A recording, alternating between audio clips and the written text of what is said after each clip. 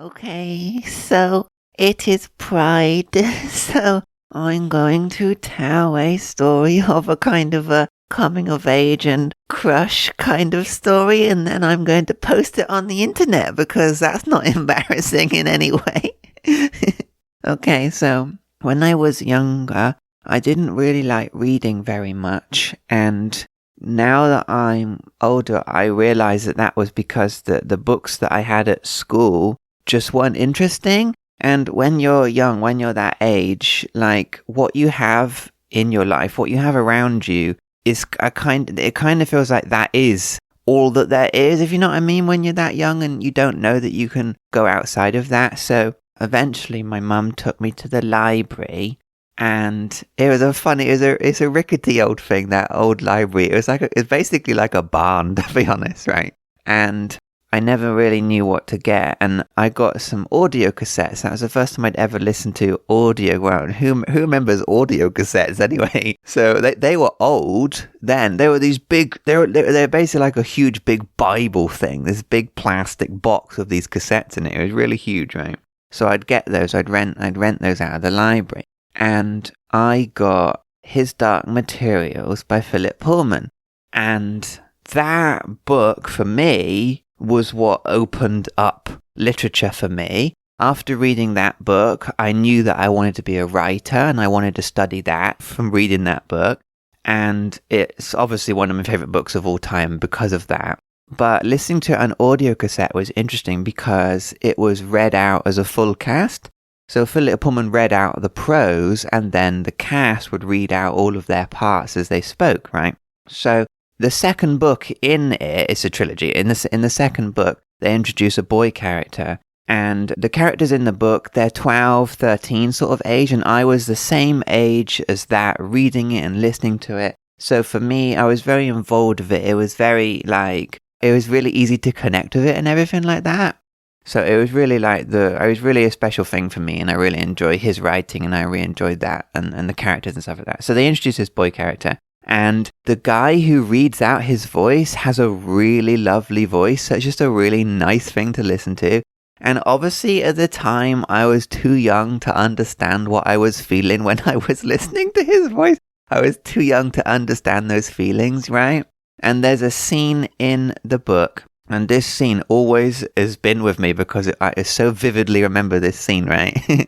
So the boy character, he's called Will, right? He goes through a portal into another world, and there's nobody there, and it's completely deserted, and it's like a really sunny seaside town, and he gets really hot, and he's wandering around, and there's no one there. So what he does is he goes swimming in the sea and takes all his clothes off and goes swimming in the sea. And that scene, like, I was a kid, and so you don't understand what you're feeling, right? But there was just some kind of feeling there about what was going on. And the good thing about the book in general, the good thing about His Dark Materials is that the whole thing is actually about being a child and growing up and realizing these important aspects of yourself and becoming an adult. So that scene has always stayed with me. And at the time, I didn't understand it, but I now know why I was so, I guess, emotionally connected to it. It really stood out to me. So that left an impression on me, even though I didn't quite understand it necessarily, or at least didn't understand how I felt about it. And so then I went to school. A couple of days later, I suppose, I went to school, and I was sat in my English class, and I was quite lonely in my English class. I just sat at the back, and I didn't really have any friends and stuff, and sometimes people would laugh at me, and I didn't really know why. So anyway, it's probably because of my voice usually. I think people laugh at my voice when I was at school, but so I was in my English class, right?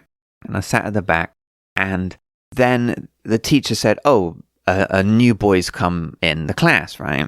And so he comes in, and you know what it's like when a new person comes in? They sort of come in, but we were actually halfway through a lesson or something like that. And I didn't want to engage with that. I was sat at the back, and people laughed at me anyway. So it's the kind of thing where you look up, you go, oh yeah, there's a new boy. And then you just carry on with what you're doing. And the teacher was like, oh, go and sit next to me, right? So she put him to sit next to me. And I was like, here's a smile. And then I just carry on with whatever I was doing, right? Anyway, so we're going through the lesson, yeah? And what happened was my pen ran out and I was drawing in the margin of my book, like really hard, like lots of circles, because if you do that, like sometimes you can get the last amount of ink out of your pen, do you know what I mean, right? So I was doing that, trying to get the last ink out of my pen. And then like out of nowhere, somebody just said, here, and gave me a pen. And I looked around and it was this boy that had been sat next to me. So I was like, okay, thanks, and took the pen because I was in the middle of like writing something, you know.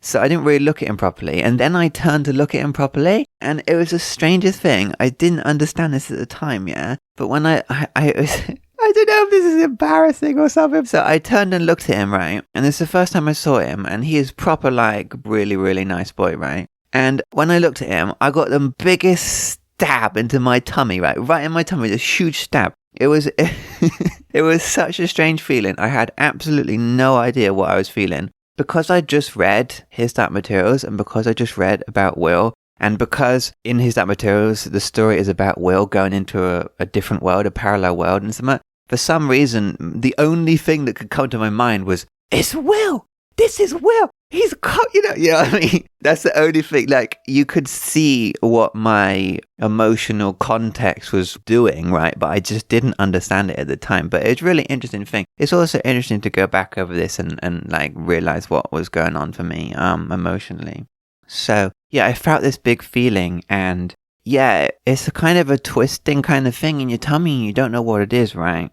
But at the same time, now that I'm grown up, it's really interesting to imagine it like, because one of the metaphors in His Dark Materials is about them growing up and becoming adults. So in a way, this feeling in my tummy, it was like having something inside of me that cracked open like an egg. Do you know what I mean? And that was the beginning of growing up, basically, and becoming an adult. So yeah, that happened. So I was just like frozen in time holding this pen, basically. And then we went through the lesson, and I was really, really nervous about giving the pen back to him. I was just really, really nervous about it. So I sat there and I was worrying about giving this pen back to him and everything like that. And I looked over at him again, just halfway through the lesson, basically. And he was just sat there. He wasn't even doing anything. He literally gave me his only pen. It's like it was an extra punch to my tummy for that, you know. He was just sat there looking around the room, you know, like he'd been transcended from some other plane or something. So yeah, that was a thing for me. Absolutely twisted up in my tummy, you know. It gives you a sick feeling, even you could interpret it as that or misinterpret it as that anyway.